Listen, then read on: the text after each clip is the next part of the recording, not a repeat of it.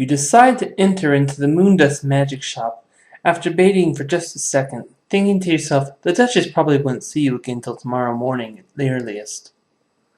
As you enter the magic shop, you look around for a moment and you hear noises coming from the back room.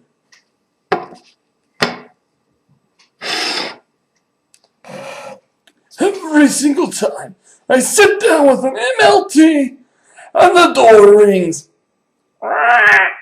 Magical items detected. Arcane user detected.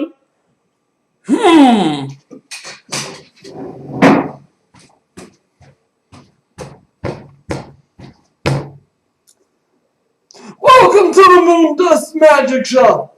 I'm Melvin? Is that you? I haven't seen you in 5 years. Yes.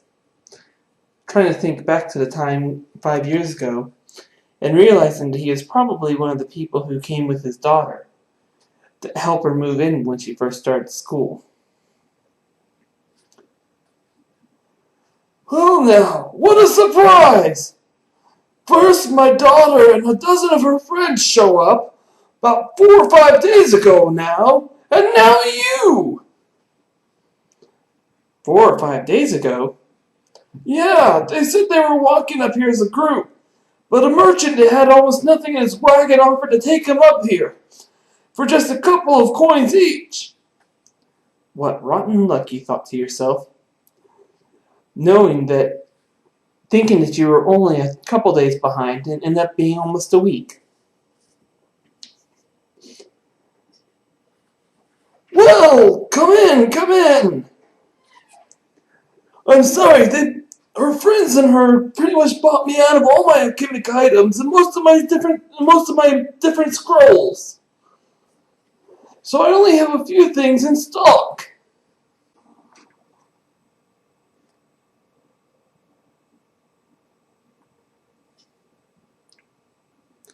So, Melvin, what brings you here? Well, I was summoned by the Duchess. The Duchess, you don't say! You know, she used to be a cleric of Paylor before she had to follow her calling. I actually adventured with her for many years.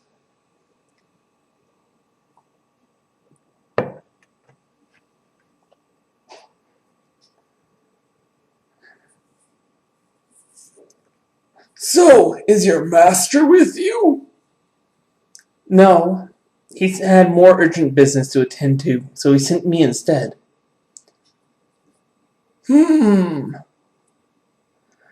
Well, with him being a grand archmage and all, I imagine him only sending his apprentice for the important stuff, and everyone else for anything less than that.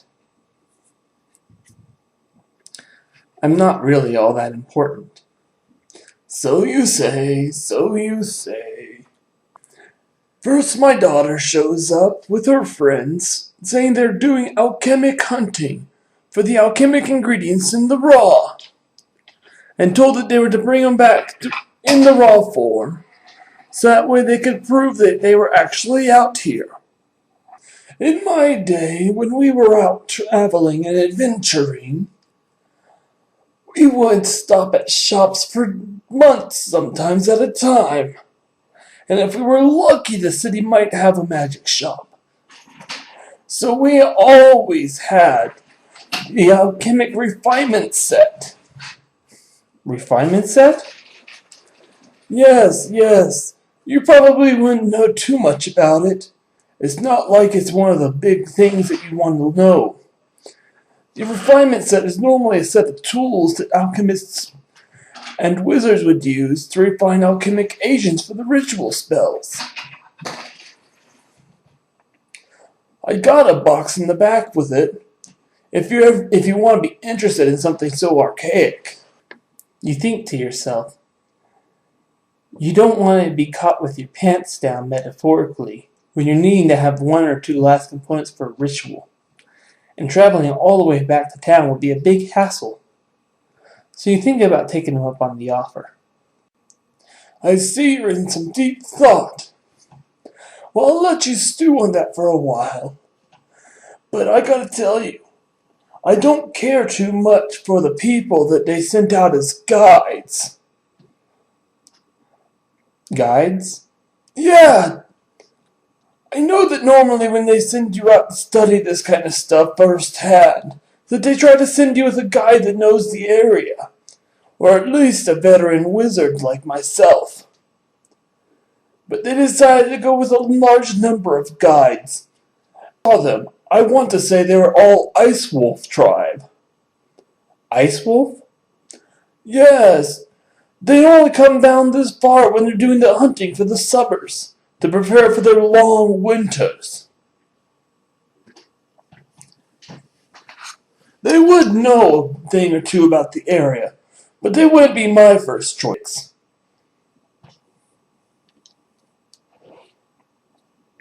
You know, it's getting quite late out there. You probably should just stay here for the night. I got a spare room. If you don't mind too much, it's just nothing more than a cot. Used to be where I keep all the extras that I would have when I wasn't selling that much stuff. I think I'll take you up on that offer for tonight.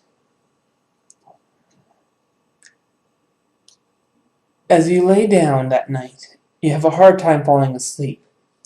Two questions keep running through your mind. You know that the wizards were here on the request of the Duchess, but his daughter never mentioned it to her father. She doesn't like to lie. You know that much. And the other question that keeps running through your mind, the Ice Wolf tribe. And for the Ice Wolf tribe to be called in for something like this is probably something big. So what are they doing? What are you here for? What have you gotten yourself into? These questions keep running through your mind until the early hours of the morning. You sleep sporadically, but awake about an hour before dawn. You decide to collect your things and leave before burdening your host anymore. As you open your door, you notice a bag on the floor with a note on top of it. The note reads, "Dear Melvin, I know what kind of person that you are and you won't want to burden me. But if you could do me this one favor, the next time that you see my daughter, please give her this elemental proof bag of holding. It did me well when I was in the 5 Isles. P.S.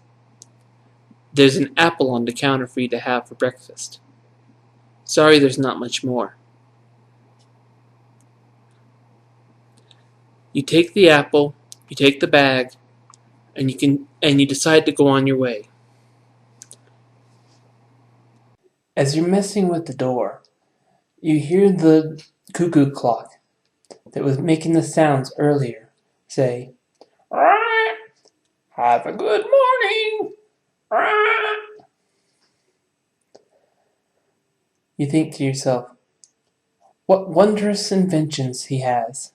What wondrous arcane tools. And as you leave, you go through the streets in the early hours of the dawn and make it to the castle. As soon as you announce who you were and what you were doing here, they quickly rush you through dark corridors. Quickly gain yourself lost and unsure of where you are exactly. You look around, and in first gleams of light find yourself in an enclosed garden. As you look and notice the bushes and the tree, you recognize that not only is this garden beautiful, but it's supposed to be an edible garden, with the bushes being blueberry bushes that aren't quite in season yet, and the tree being an apple tree, too young to bear fruit. You hear a voice coming from the window. "I'm sorry to have had you come all this way, but I can't see you directly, as a way to protect you and myself. There are many things I have to tell you, and what I tell you now cannot leave these walls." Over the past few years, more and more merchants have gone missing, By our count, it is well over 200. The neighboring countries are threatening war over the loss of their merchant groups. But because of agreements that we reached more than 20 years ago, we are not allowed to send more than 2 small patrols out at any given time to monitor the roads. That is why I have called upon you. You can claim, if you are stopped by one of the other patrols from the other countries, that you are just looking for alchemic agents, and that the member of the Icewolf tribe that's with you is your guide through this area, since you yourself are unfamiliar with it. What I'm wanting you to do is locate the bandits' fortress. If you can locate it and take it out, we would be forever in your debt. If you believe that it is far too large of a group, or that their abilities are beyond your handle, then I would like for you to send us a signal in some way, and we'll do whatever we can to aid you. If one of the other countries were to capture you, though, we would ask that you would deny it, because we ourselves will have to deny that we sent you out.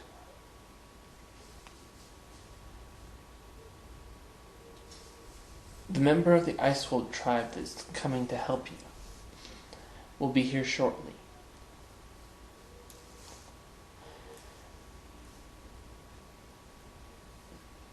I wish you luck on this endeavor, and may the blessings of Palor keep you safe.